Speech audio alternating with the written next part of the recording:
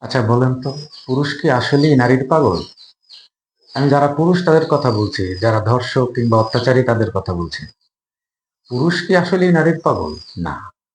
পুরুষ সত্যিকার অর্থে একটু যত্ন বা কেয়ারিং এর পাগল। যারা যত্নে এবং কেয়ারিং এর মধ্যে থাকতে পারে, তারা জীবনের সত্যিকার অর্থে সুখী পুরুষ হিসাবে দাবি করে নিজেদেরকে। কিন্তু এই সামান্যতম কেয়ারিং যারা পায় না, তারা নারীদের সমস্ত দায়িত্ব থেকে নিজেদেরকে ধীরে ধীরে সরিয়ে নেয়। পুরুষ কখনো ভাই, কখনো স্বামী, কখনো পিতা, কখনো প্রতিনিধি কিংবা কখনো দায়িত্বশীল হিসেবে নিজেদেরকে উপস্থাপন করতে হয়। এটা সারা জীবনের জন্য, কোনো একদিনের জন্য এর থেকে বিরতি পাওয়ার কোনো সুযোগ নেই। আর সেই পুরুষটি যখন অবহেলিত হয়, তখন সে তার অস্তিত্বকে ভুলে যায়। হ্যাঁ, তখন সে আর কারো প্রতি ওই গুরুত্বটা দেয় না। কারণ পুরুষ একটু যত্নের পাগল।